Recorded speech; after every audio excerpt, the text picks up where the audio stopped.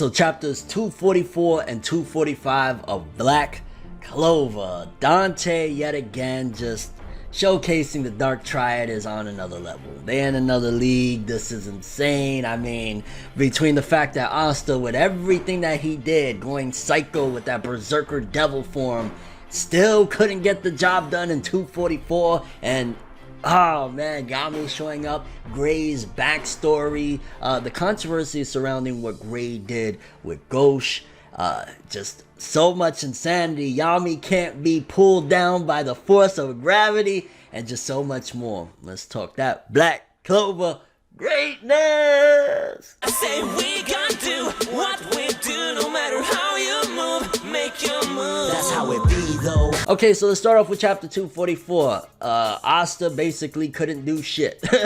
After everything, after scarring Dante's face, the gravity magic is no joke, and Dante's just out of his league. Like, it's clear as day that Asta really couldn't take down Dante. He got lucky, I guess, or, you know, he caught Dante by surprise, but at the end of the day, at the beginning of 244, Asta was put on his ass yet again. So just showing just how much of a threat Dante is, and to be honest, it's to be expected. Like, if the Golden Dawn, I gotta keep comparing it. If the Golden Dawn and Yuno fell at the hands of Xenon, Asta and the Black Bulls probably weren't going to fare very well against Dante, except the big OG Yami, but we'll get to that, relax. We get into Gray's backstory. She was essentially like a Cinderella, where her sisters treated her like shit. They didn't want her looking like them. Even after she tried to look like them, they teased her. They ran her out into, basically, you know, she was a runaway, and then some people tried to take advantage, and we get a little idea of, okay, so the person that pulled her into the Black Bulls essentially was Ghosh, because Ghosh just happened to be walking around with Mari at the time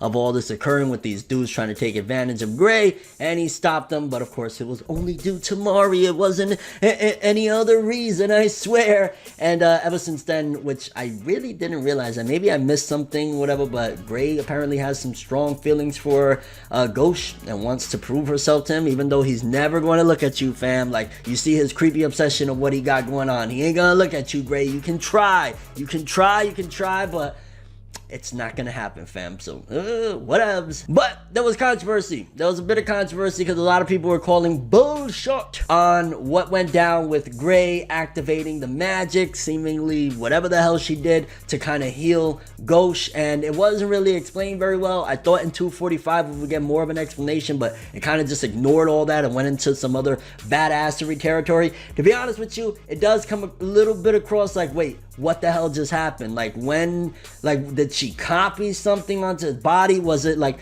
what happened there? So I definitely feel as though we are owed a serious explanation as to what Gray did. Until then, it does feel a little bit questionable. I like to just keep it real. Just because I love Black Clover doesn't mean that it's exempt from criticism. It does feel as though, like, what the hell? Like, where did you get this? Like, what did you do? Like, because again, she seemingly was healing him. Like, they're saying like the wound wasn't getting closed, but he was getting healed somehow. So I'm not sure what the hell that was about, to be honest, until we get some more clear explanation that really gives us an idea of what she did with Ghosh, unless Ghosh actually just died, which obviously that's not the case.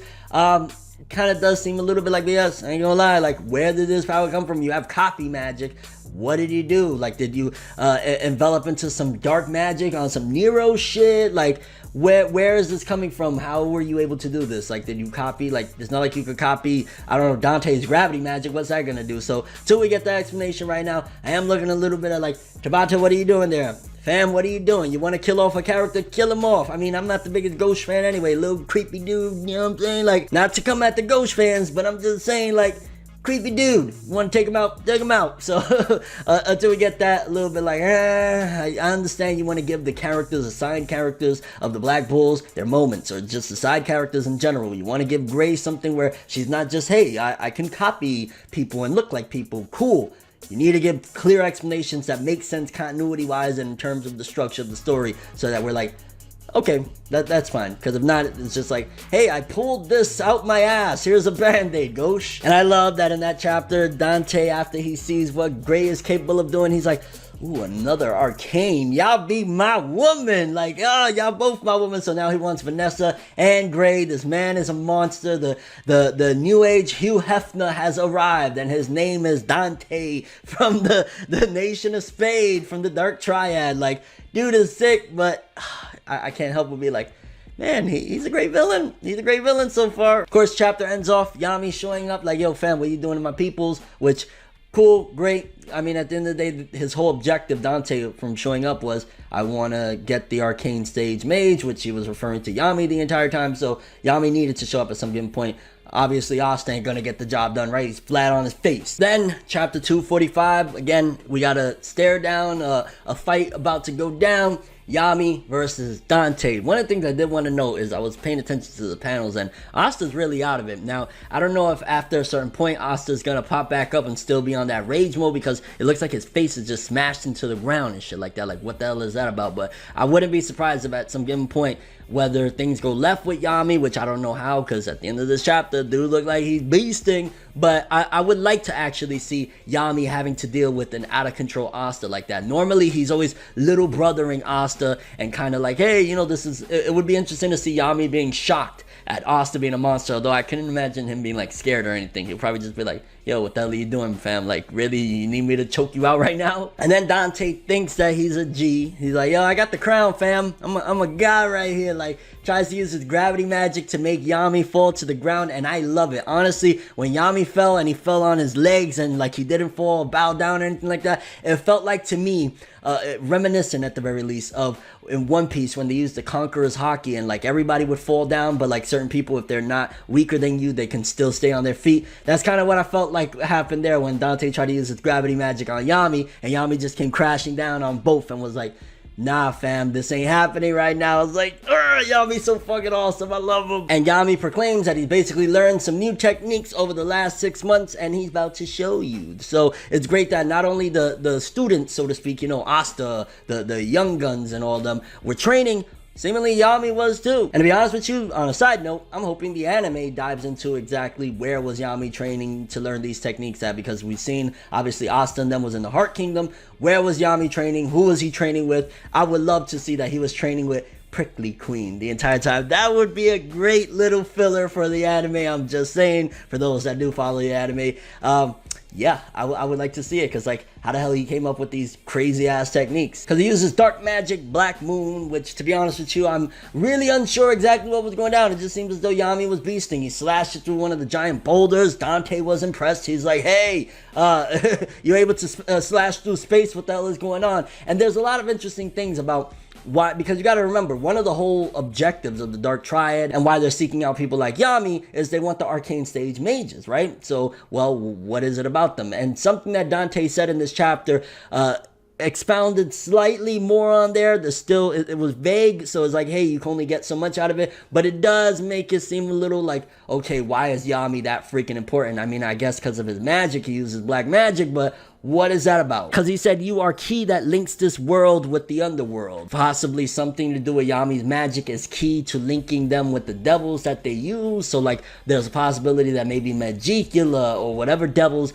these people from the Dark Triad are using to power themselves up, maybe they want to even further go in there, or maybe their deal with these devils is to bring them into our world, and that's why they need the arcane stage mages, a part of their agreement. I ain't gonna lie, it was kind of funny when he's like, you know, he keeps on praising Yami, and he's like, you're so amazing. And he's like, dude, I don't want attention from dudes, especially dudes like you. I'm like, Yami, now's not the time for the jokes, fam. Now's not the time. Because I mean, Dante even says, yo, you're the first human I've ever been jealous of, which is interesting that he's not referring to himself as human. So is it completely like these devils have taken over these people's bodies? Because why is he saying you're the first human? Like, I mean, he does have a crown. Maybe he was a king, and maybe he looks at people that are under him as not human, or kind of interesting there why Dante will refer to Yami as a human, and you're the first human. What do you mean? Aren't you human? Or is it just because he's been possessed by a devil so long he doesn't look at himself as human anymore? Or whatever devil that possessed him or he's using as an enhancement has already completely taken over his body, and that's why they want to link to the underworld, possibly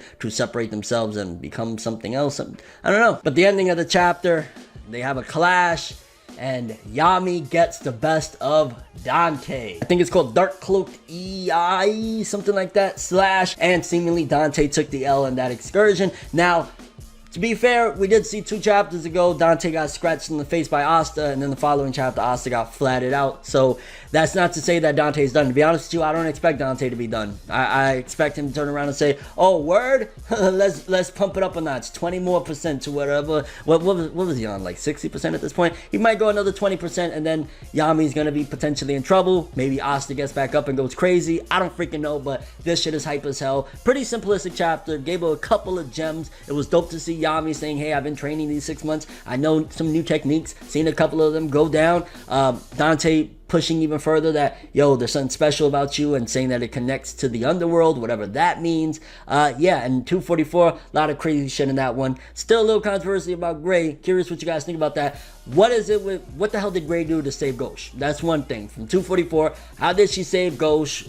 Explain it to me, Lucy. What sense does that make considering her magic? What power-up could she have possibly used? What's that about? Also, with Asta getting flattened down, do you think that showcases that Asta's still nowhere near close to being able to take on any of the Dark Triad?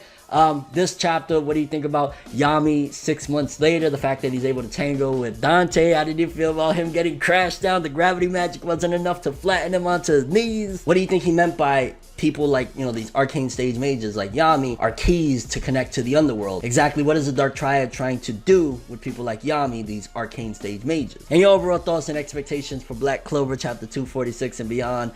This fight with Dante has been insane. I'm not surprised, to be honest, that Yami showed up again. This is why Dante came over there to begin with, to the Black Bull's lair and shit like that. But I did not expect for him to be holding his own this well. I just imagine come next chapter, you'll be like, "Oh, you were able to slash me? Cool. I'm going to power up even further." And that's when we're going to have a problem. And I don't know how, like, I'm going to be shocked as hell if Yami actually takes the L and is dragged away with them. Like, not shocked in the sense, because I could see it happening. Like, these people are overpowered, but not Yami, man. Don't let Yami go out like that. I don't want to see it. Don't show me. Because then how the hell are they going to get him back? Like, look at Asta on the ground, flattened. Can't do shit. So many questions, so crazy. Black Clover continues to heat up. Although I do gotta say, like, Tabata, I know you're going through some shit, so it's excused.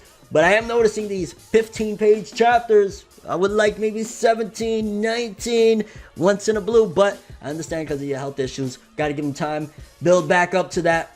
Totally understandable, but in the future, 6 months from now, 5 months from now, 3 months from now, let's get a couple of here and there, a few extra pages, because I love this shit. It's so good. That's all I have for this one, though. Thanks for watching. I hope you enjoyed. If you liked anything I had to say or enjoyed the video, drop me a like. I'd greatly appreciate it. And if you want more from me, make sure to subscribe. Follow me on Twitter, Instagram, hit the bell to get all notifications. And if you want to follow any of my other social media, links of course in the description below. I'm ForneverWorld, and as always, people, have an awesome day, and remember the golden rule: anime and manga for life, boy.